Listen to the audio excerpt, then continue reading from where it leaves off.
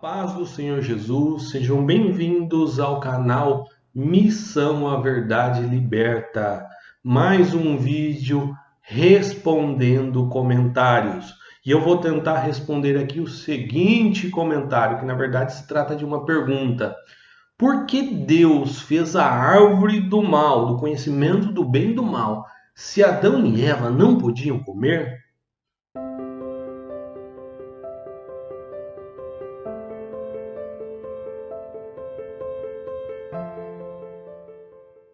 Bem, recentemente uma irmã me fez esta pergunta tema, a qual eu vou tentar aqui responder com base no texto bíblico.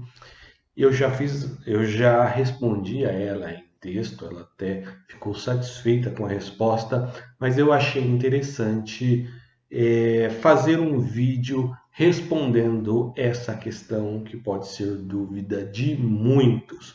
Bom, dependendo para quem se faz esse tipo de pergunta, ou se fizer esse tipo de pergunta para teólogos diferentes, pode ser que você tenha respostas diferentes. Nós sabemos que existe pelo menos duas escolas teológicas que iriam se posicionar de forma diferente ao responder essa mesma pergunta. Nós sabemos que tem a escola teológica com uma linha arminiana e outra com uma linha calvinista. O ponto principal divergente dessas duas escolas é a questão do livre-arbítrio e da predestinação dos decretos de Deus. Ou seja, alguns vão defender que o homem teve liberdade no princípio e apesar da queda ainda continua tendo, enquanto o outro, a escola calvinista, vai defender que tudo que aconteceu e que tudo que acontece hoje faz parte de decretos de Deus. Bom, eu não vou aqui me posicionar nem com uma escola e nem com outro, nem com um teólogo e nem com outro. Eu, antes de estudar teologia, logo no início da minha conversão, eu tinha opinião sobre esse tema a partir da leitura simples das Escrituras, a partir do olhar simples da palavra de Deus, a partir do que o próprio texto brota como resposta. Dentro de um contexto, claro, que nós sabemos que para você defender qualquer posicionamento na Bíblia, o texto tem que dizer, se você não consegue entender o contexto do livro, tem que dizer o contexto histórico, e a própria Bíblia explica ela mesma. Então, a Bíblia responde às questões contidas nela mesma. Eu não preciso me basear num ponto de vista teológico e nem no outro, apesar que a minha resposta pode pender mais para um lado do que para o outro. Isso é óbvio. Pode ficar mais alinhado do que o outro, mas eu não quero me colocar aqui nem como um arminiano e nem como um calvinista. Eu quero me colocar aqui como um estudante das Escrituras e o que eu vejo que o texto responde. Então vamos lá. Bom, primeiramente eu gostaria de ler o texto que faz parte da pergunta que nós vamos encontrar em Gênesis. Gênesis capítulo 2, verso 9. Eu vou usar aqui a minha Bíblia, não tem esse texto no computador, então eu vou usar aqui a Bíblia. Do solo, o Senhor Deus fez brotar todo tipo de árvores agradáveis à vista e boas para alimento, e também a árvore da vida no meio do jardim, e a árvore do conhecimento do bem e do mal. Eu gostaria de ler agora o verso 17, finalzinho do 16, a parte B do 16, e que depois de ter formado um homem, Deus disse assim a Adão: de toda a árvore do jardim você pode comer livremente, mas da árvore do conhecimento do bem e do mal você não deve comer, porque no dia em que dela comer, certamente morrerá. Ou seja, Deus ali fez o jardim, apresentou após criar o homem todas as diversas árvores do jardim, deu ao homem liberdade para comer de qualquer árvore do jardim, exceto de uma, aquela que continha o conhecimento do bem e do mal. Porque do dia que comessem daquela árvore, ia ter determinada consequência. E essa consequência seria a morte. Antes de me aprofundar na resposta, eu quero ler mais um texto aqui de Gênesis, que está no capítulo 3, no verso 8. Esse texto acontece após a queda, após o homem ter comido da árvore ou do seu fruto do conhecimento do bem e do mal. Então, Gênesis 3, verso 8 diz assim: ao ouvirem a voz do Senhor Deus, que andava no jardim quando soprava o vento suave da tarde. Quero parar aqui. E ao ouvirem a voz do Senhor Deus, que andava no jardim quando soprava o vento suave da tarde, na viração do dia. Esse texto mostra que na viração do dia, ou quando soprava o vento suave da tarde, sempre que acontecia isso, Deus falava. Deus se relacionava com o homem, com Adão, com Eva. Aqui o texto está claro. E após a queda, claro, Deus não foi pego de surpresa, mas Deus tinha que tratar com o homem sobre o ocorrido. Então o texto mostra, nesse dia, pós-queda, ele vindo novamente se relacionar com o homem. Então, a partir desse texto, eu quero defender que Deus se relacionava com o homem. Deus tinha uma comunhão com o homem. Deus falava face a face com o homem. Dito isso, eu quero dizer que eu defendo uma visão de que Deus deu aos homens livre arbítrio. Eu vou usar essa expressão que é mais popular. Ou Deus deu ao homem liberdade. Liberdade para fazer as suas escolhas. E justamente eu entendo que Deus deu liberdade aos homens porque Deus, ele é amor. Eu não consigo entender o amor sem liberdade. Eu não consigo entender como que se ama alguém de forma obrigada. Eu só vejo a explicação do amor e de Deus ser amor quando isso acontece de forma voluntária. Ou seja, Deus nos ama voluntariamente, incondicionalmente. Deus nos ama porque Ele é bom, porque o seu caráter é bom. Então, a partir disso, eu entendo, a partir do pressuposto de que Deus é amor, Deus nos criou com liberdade, com livre arbítrio, vamos assim entender. E eu quero ler aqui alguns textos para fazer sentido de que Deus é amor e que esse amor é incondicional e que esse amor é voluntário e não forçado. Nós encontramos nas Escrituras, por exemplo, Romanos capítulo 5, verso 8, mas Deus prova o seu amor para conosco em que Cristo morreu por nós, sendo nós ainda pecadores. Ou seja, a prova do amor de Deus para com a gente é Cristo na cruz. E sendo nós pecadores, ou seja, é um amor incondicional, é um amor que não pede nada em troca, é um amor voluntário da parte do Senhor. Nós encontramos também 1 João, na primeira carta de João, capítulo 4, versículo 10, que diz assim: Nisto está o amor, não em que nós tenhamos amado a Deus, mas em que ele nos amou e enviou o seu Filho para propiciação pelos nossos pecados. O amor é este, isso que o João está falando. Não vem a iniciativa não é nossa, a iniciativa é de Deus. O amor voluntário é da parte de Deus. Ele decidiu nos amar. E qual é a figura disso? Jesus na cruz, morrendo pelos nossos pecados.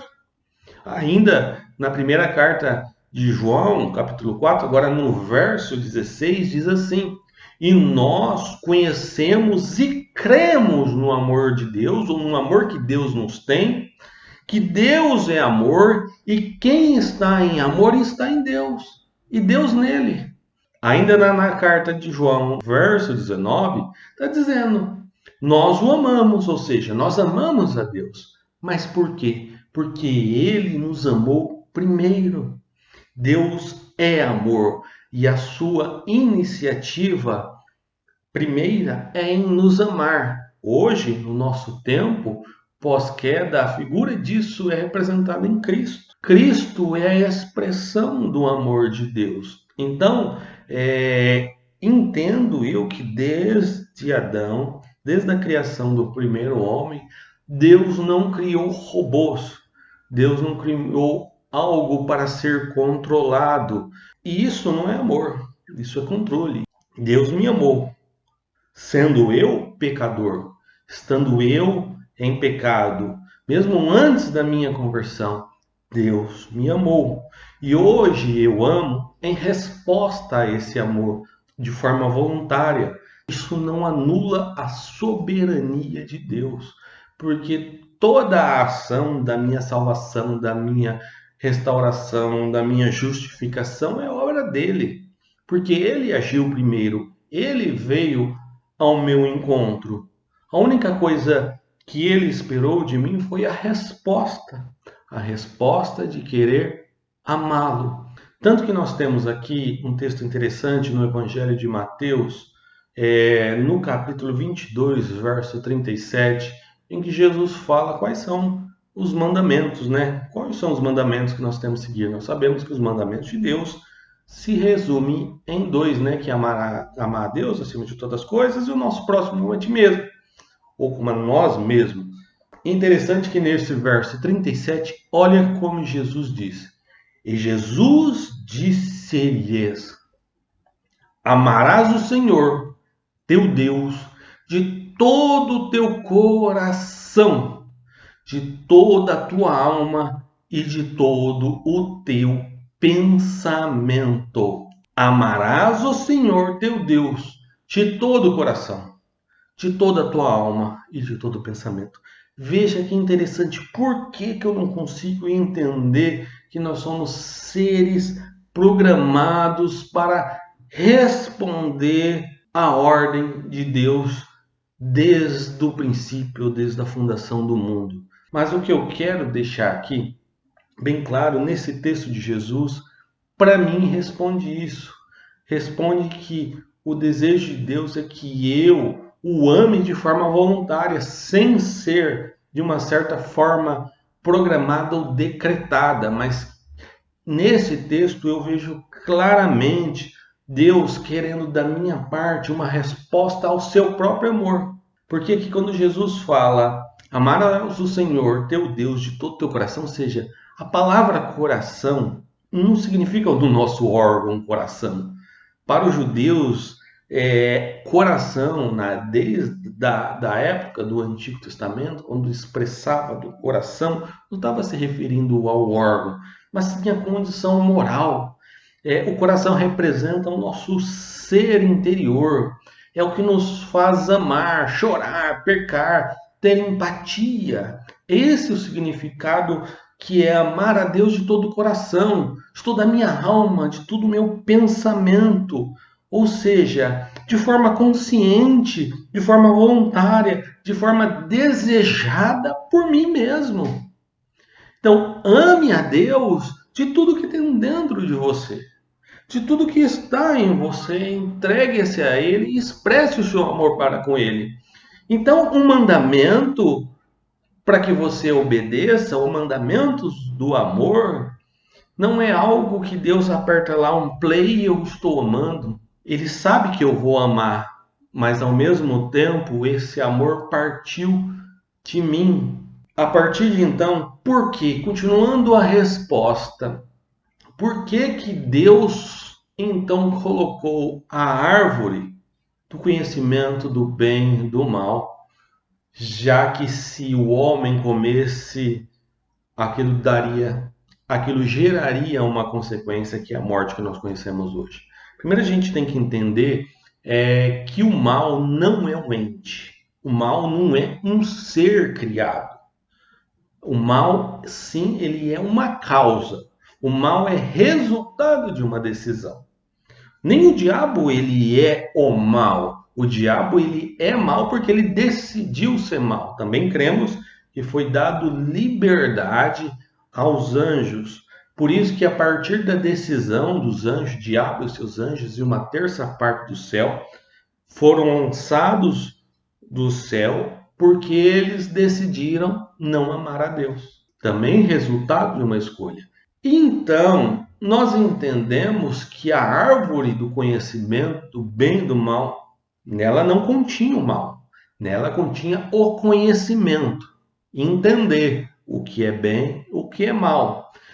Então, na árvore do conhecimento do mal, continha a possibilidade de conhecer o mal. E o pecado em si não estava na árvore ou no fruto. O pecado estava em desobedecer, em escolher por provar desta árvore. Então, a desobediência é o pecado. A árvore apresentava o conhecimento. E o fato da árvore estar plantada no jardim era a única razão, era uma única possibilidade que Deus plantou do homem dizer não. Então é muito fácil amar quando você não tem uma possibilidade de dizer não quero te amar, porque todas as alternativas que o envolve não dá a possibilidade de dizer não. E a árvore do conhecimento e do bem e do mal foi a única possibilidade que Deus colocou no jardim do homem dizer não, não quero te amar. Eu quero seguir a vida com as minhas próprias pernas. Eu quero seguir a vida com as minhas próprias forças. Eu quero seguir a vida do meu jeito. Como Deus, ele é fonte de vida e só é possível ter vida e vida eterna quando há laços de relacionamento com Deus. Então, a partir do homem diz não para Deus de forma voluntária, consequentemente quebra-se esse relacionamento e o homem se afasta dessa fonte de vida e passa-se a ser mortal. Então, a consequência da desobediência e a consequência do homem dizer não ao amor de Deus foi aquilo que nós chamamos de morte. E como Adão e Eva foram os primeiros a ser criados, e a partir de então toda a sua geração nasceram com essa deficiência, ou seja, nasceram mortais. Nós, ainda assim, ainda após queda, apesar do ser humano limitado por conta da sua condição de pecado, aquilo que nós chamamos de depravação total, ainda assim o homem continua com uma certa liberdade, nós continuamos com uma certa liberdade, ainda com limitações, porque nós temos inclinação ao pecado, mas mesmo assim é possível a gente ainda dizer não ao pecado, não à desobediência, e sim à obediência, e sim o amor de Deus, respondendo ao seu chamado, que é a resposta ao seu amor.